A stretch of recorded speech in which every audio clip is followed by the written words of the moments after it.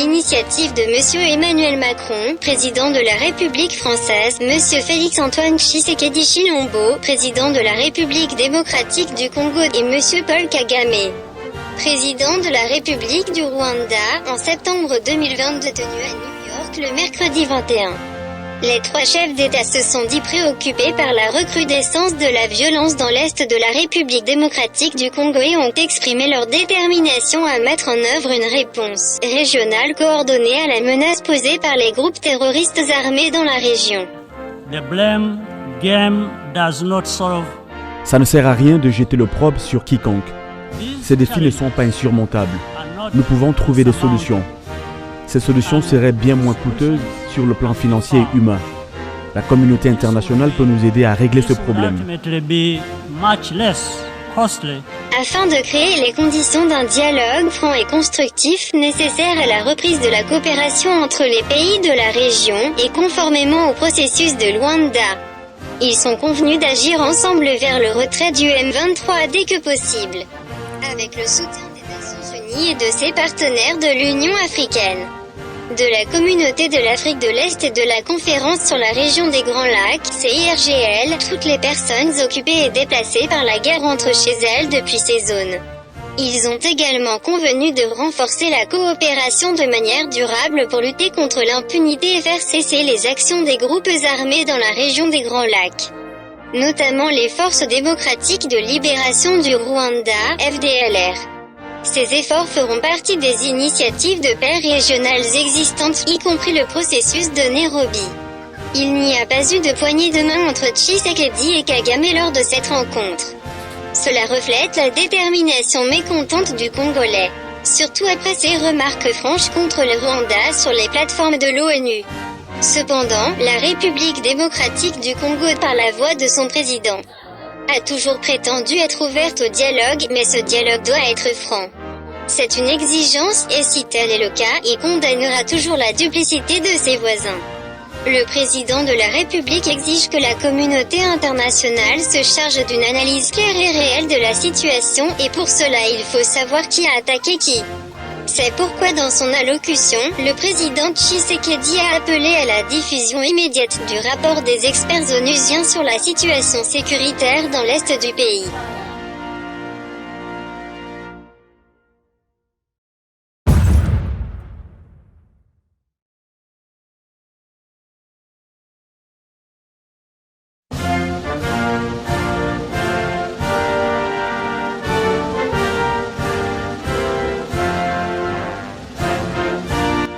Le président de la République, Félix-Antoine Tshisekedi Tshilombo, a rencontré le Premier ministre belge Alexandre De Croo alors qu'il travaillait à l'Assemblée générale de l'ONU. Les deux personnalités et les membres de leur délégation restreinte ont évoqué des sujets d'intérêt commun tels que la coopération bilatérale, ainsi que des questions urgentes d'actualité telles que la situation sécuritaire dans l'est du pays. La Belgique a notamment été l'un des premiers pays à dénoncer l'agression contre la République démocratique du Congo et à exiger le retrait immédiat du M23 de la zone occupée. La Belgique soutient les initiatives régionales pour faire face à la crise sécuritaire dans l'est de la République démocratique du Congo.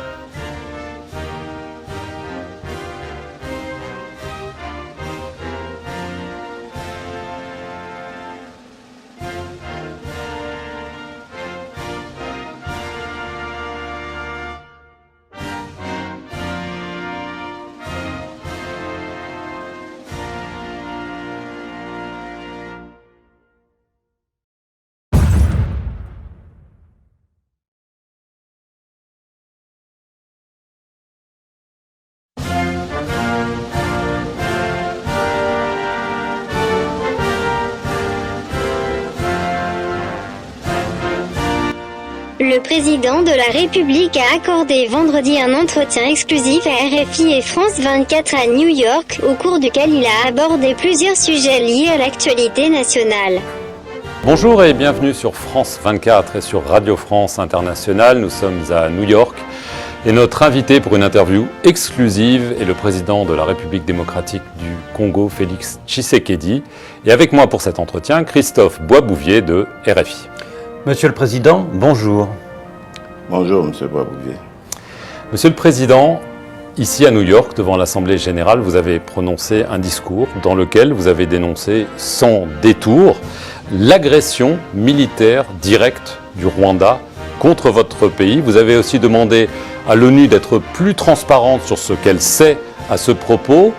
Pourquoi ce cri d'alarme? Est-ce que vous avez l'impression que vous n'êtes pas écouté? C'est plutôt un cri de vérité, pas d'alarme, parce que les alarmes ont été données à plusieurs reprises dans la région à travers les ONG et autres organisations. Il fallait absolument ce cri de vérité pour que le monde entier sache ce qui se passe réellement et qu'on arrête avec cette hypocrisie, cette cécité, et qu'on voit le problème dans son entièreté. Et c'est ce que j'ai fait. Alors ce mercredi, à New York, vous avez accepté de rencontrer votre homologue rwandais, Paul Kagame, en présence du Français Emmanuel Macron. Vous étiez réticent apparemment, mais vous l'avez fait quand même. Le principe d'un retrait des rebelles de Bunagana a été acté, mais on se souvient que la rencontre précédente avec Paul Kagame, c'était à Luanda le 6 juillet, ça n'avait donné aucun résultat. Est-ce que cette fois-ci, vous avez un calendrier pour ce retrait? Bon, d'abord, il faut que je précise par rapport à l'initiative française, vous savez, c'est la France qui préside le Conseil de sécurité en ce moment, et le président Macron avait pris contact avec les deux chefs d'État, donc avant l'Assemblée générale, pour qu'on prenne rendez-vous ici à New York et qu'on parle de ce sujet. Donc, de ce côté-là, il n'y avait aucune objection de ma part. Et puisque je vous ai dit que mon but ici était de venir lancer un cri de vérité, j'ai continué sur cette même lancée dans cette réunion que nous avons eue autour du président Macron. Le but étant d'obtenir, dans un premier temps, le cessez-le-feu et le retrait inconditionnel de Bunagana des M23, mais ensuite de rentrer dans le processus de paix tel que nous l'avons décidé à Nairobi, c'est-à-dire avec la fin totale des violences à l'est de mon pays. Et bon, en termes de calendrier, il n'y a pas vraiment un calendrier précis, mais il dépendra du déploiement de la force régionale qui est en train d'arriver. Le Burundi est déjà là, le Kenya, c'est pour bientôt, et la situation se clarifiera à ce moment-là. Alors, évidemment, la question qui se pose aussi, qui a été abordée lors de cette réunion, ce sont aussi les rebelles hutus rwandais du FDLR. Le Rwanda dit depuis des années, attention, c'est un danger pour nous, c'est une menace pour nous, et en plus, l'armée congolaise laisse faire, voire plus. Est-ce que vous vous êtes engagé sur ce problème, ou est-ce que vous pensez que c'est une fausse excuse du Rwanda? C'est une fausse excuse, mais par rapport à ces accusations, je trouve que le Rwanda est de mauvaise foi et qu'il utilise souvent ce prétexte pour justifier ses incursions en République démocratique du Congo. Depuis que je suis à la tête de mon pays, nous avons rapatrié à 2 reprises des centaines de combattants des FDLR. C'est quand même une preuve de bonne foi. Et aujourd'hui, les FDLR, c'est une force résiduelle qui ne menace plus la sécurité du Rwanda. Vous avez dit. Elle ne menace plus la sécurité du Rwanda, en tout cas. Les FDLR sont plus un problème pour nous, Congolais, que pour les Rwandais. J'en veux pour preuve l'assassinat de l'ambassadeur d'Italie en République démocratique du Congo au mois de janvier de l'année dernière, M. Luca Attanasio, qui avait été tué par des FDLR, qui sont devenus aujourd'hui des coupeurs de route, des bandits de grand chemin, et qui n'ont plus d'idéologie politique visant à regagner le pouvoir à Kigali. Donc c'est un faux prétexte. La vérité, elle est ailleurs, et c'est ça que le Rwanda doit dire. Voilà. Alors, pour contrer les groupes armés qui sévissent dans l'est de la RDC, vous l'avez abordé tout à l'heure, vous avez accepté, avec l'accord de la communauté des États d'Afrique de l'Est, le déploiement d'une force multinationale dans la région. Alors quand est-ce que cette force sera totalement déployée et combien d'hommes seront sur votre sol? Mais je vous ai dit que la force est en train d'être déployée. Les Burundais sont là déjà dans le sud Kivu. Les Kenyans sont, à mon avis, c'est une question de jours. Ils vont d'ailleurs, pour votre information, entrer par Bunagana.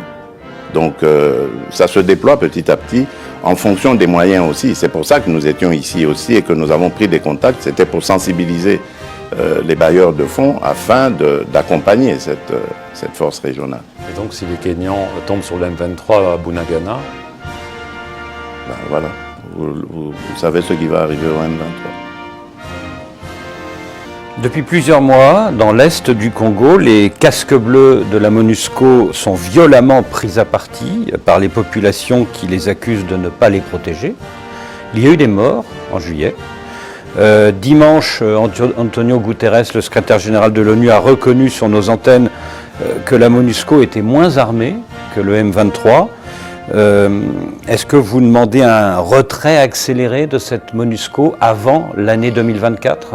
Nous devons regarder le rôle que la MONUSCO doit jouer, parce qu'il lui reste très peu de temps, et pouvoir ainsi faire partir la MONUSCO sur une note beaucoup plus gaie, beaucoup plus honorable que celle auquel nous avons assisté en ce moment. Donc pas de départ accéléré. Il n'y a pas encore de calendrier de départ comme tel, mais je pense bien que la MONUSCO devra partir avant le délai prévu, c'est-à-dire 2024. À mon avis, au-delà des élections de décembre 2023, je crois qu'il n'y aura plus de raison que la MONUSCO... Donc la MONUSCO resterait jusqu'à la fin des élections et partirait après. À mon avis. Mais ça, je mentirais si je vous disais que c'est quelque chose qui a été convenu. Il n'y a pas encore eu de discussion sur la question. Mais je crois que de part et d'autre, on a compris qu'il faut réfléchir très sérieusement à la question. Et je crois que c'est dans ce sens qu'il faut aller. En 6 mois, vous avez mis à l'écart 2 hommes clés de votre dispositif, votre conseiller sécurité François Beya et tout récemment le général Philémon Yave. Tous deux sont soupçonnés d'intelligence avec l'ennemi. S'agit-il d'intelligence avec le Rwanda? François Beya, c'est une autre histoire. D'ailleurs, son procès n'est pas terminé, comme vous le savez, parce qu'il a eu des problèmes de santé et il fallait qu'il aille se faire soigner. Donc c'est pas le Rwanda. Nous restons humains, malgré le besoin de réprimer, de faire dire la justice. Et tandis que le général Yave s'est arrivé pendant mon séjour ici à l'étranger, j'ai cru comprendre qu'il était accusé par certains de ses collègues de les avoir contactés au nom du Rwanda pour qu'ils puissent lever le pied et permettre au M23 de passer aisément et de prendre la ville de Goma. C'est ça que j'ai cru comprendre, mais bon. Les enquêteurs sont à pied d'œuvre pour le moment, j'en saurai plus quand je serai rentré au pays. Donc on parle de trahison là. Bien sûr. Et François Beya, c'est pas le Rwanda? À mon sens, non. Son procès n'est pas terminé, je vous ai dit. Donc il faut attendre la fin pour je veux repartir à l'est du pays. D'accord. Si ça ne vous dérange pas. L'état de siège, il a été instauré en mai 2021. Si on regarde bien, les résultats ne semblent pas là. En tout cas, ils se prolongent. Pourquoi? Qu'est-ce que vous attendiez comme résultat? Qu'il y ait moins de violence, que les groupes armés sévissent moins. Ça fait une vingtaine d'années qu'il y a de la violence.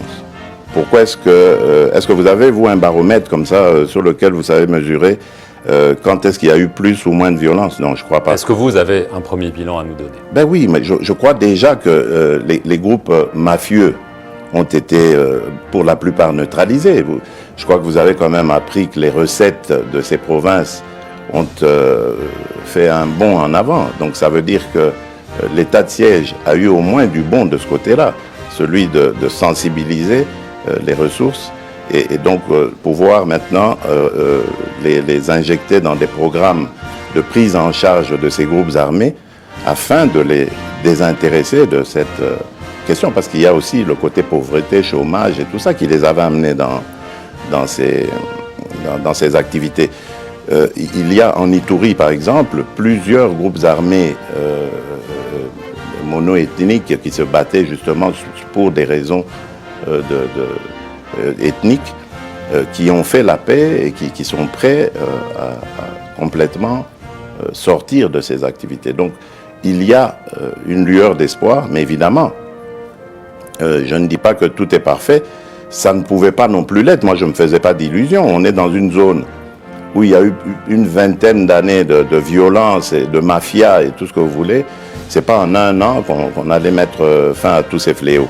Mais, et en plus, il y a eu, ça a été interrompu par le M23 qui est arrivé comme un cheveu dans la soupe pour encore compliquer les choses. C'est peut-être lié, non? Oui, sûrement. Mais tout ça, il faut le démêler, il faut le comprendre. Mais la détermination est là. Combien de temps, Monsieur le Président? Jusqu'à quand l'état de siège? Avant la présidentielle, quand même? Oui, bien sûr. Il faut ça, pour que les gens sachent. Je vous ai parlé d'élections tout à l'heure quand j'évoquais la MONUSCO, le départ de la MONUSCO. Je crois que les élections seront... En tout cas, moi, je n'ai aucune raison, je ne suis pas à la CENI, mais je rencontre souvent, enfin quelquefois, le président de la CENI, et parce que je veille à ce que l'accompagnement de l'État soit là, surtout au niveau des finances. Et à chaque rencontre que j'ai avec lui, je lui pose toujours la même question, que j'appelle maintenant question traditionnelle, c'est-à-dire, est-ce que les élections seront organisées dans les délais? Il m'a dit, il n'y aura aucun problème. Donc je n'ai pas de raison de douter de lui, c'est lui l'expert. S'il le dit jusqu'ici, moi, mon travail, c'est juste de veiller à ce que le ministre des Finances fasse le sien aussi en donnant les ressources nécessaires pour faire avancer le processus. Oui, mais tout de même... Donc, je pense que ça devrait... Oui, mais tout de même, Monsieur le Président, il y a ce rapport du PNUD révélé par Africa Intelligence qui dit que le scénario d'un report est désormais probable. Il y a le fait qu'il n'y a pas de calendrier électoral encore pour l'instant. Faites très attention à ce qui a été publié là. Faites très attention parce qu'il y a eu beaucoup de manipulations. J'ai vérifié auprès des responsables du PNUD eux-mêmes, ils n'ont pas affirmé cela. Ils m'ont dit très clairement qu'ils n'ont jamais émis d'avis pessimiste. Jamais. Donc ça, c'est une récupération qui est sûrement l'œuvre de nos opposants. Hein. Et aujourd'hui, on sait comment on peut manipuler les médias et tout ça. Donc voilà, c'était ça le but. Mais il n'y a pas de Parce qu'il y a des forces obscures en République démocratique du Congo qui ne veulent pas de ces élections. Si vous voyez ce qui se passe, par exemple, à l'Ouest aujourd'hui, qui ressemble presque comme deux gouttes d'eau aux violences qu'on voit à l'Est. Dans le Maïdombe. Ben voilà, donc c'est clair. Mais il n'y a pas de calendrier. Il y a une main noire qui veut saboter. Le calendrier viendra, ce n'est pas le calendrier qui... On est à plus d'un an encore des élections, c'est pas le calendrier qui va faire les élections, ce sont les électeurs, il faut les enrôler, voilà, c'est ça qui est plus important pour moi. Le calendrier, on peut le faire en dernier lieu, en dernière minute. Alors, l'opposition... Oui.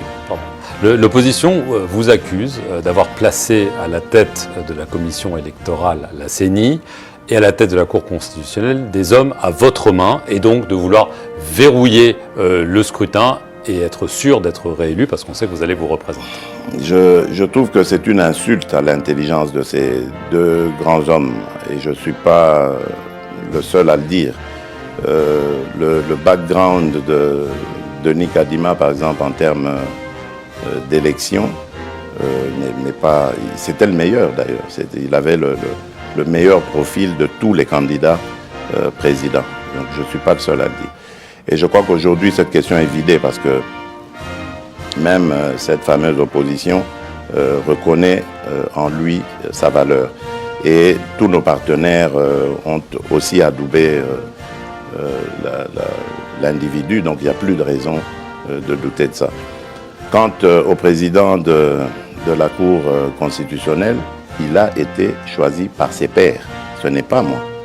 Donc c'est un faux procès que l'on me fait en m'accusant d'avoir placé quelqu'un. D'abord, ce n'était pas mon homme de main, je ne le connaissais pas. Avant qu'il soit président, je ne connaissais pas du tout. Je l'ai connu juste au moment où il a été nommé à la Cour constitutionnelle. Donc Avant ça, je n'avais jamais eu de contact avec lui, on peut le vérifier. Votre bilan, depuis 3 ans et demi, est fortement critiqué par l'opposition.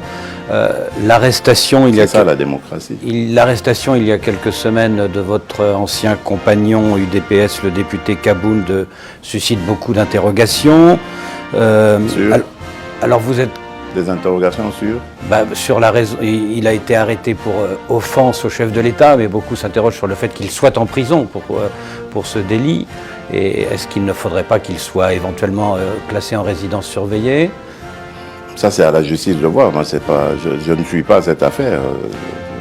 Vous êtes donc candidat en 2023, mais est-ce que des opposants, des personnalités comme Martin Fayoulou, qui continuent de revendiquer la victoire de 2018, comme Moïse Katumbi, comme qui sait un candidat pro-Kabila, sans parler de Matata Ponyo, est-ce que ces gens-là ne risquent pas de vous mettre en difficulté sur le thème « Il faut sortir le sortant, il faut un changement » ?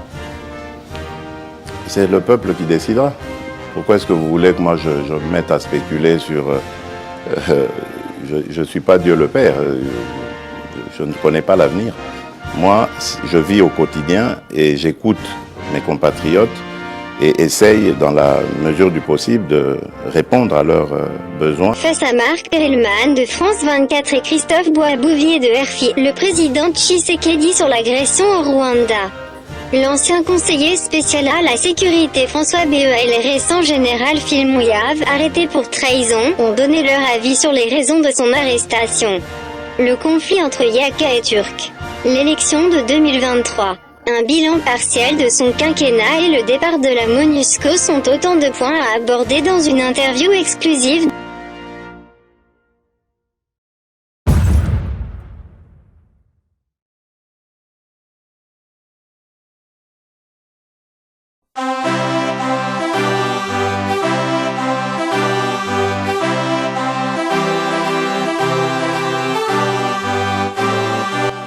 Le chef de l'État, Félix-Antoine Tshisekedi Tshilombo, est le garant du fonctionnement de l'institution.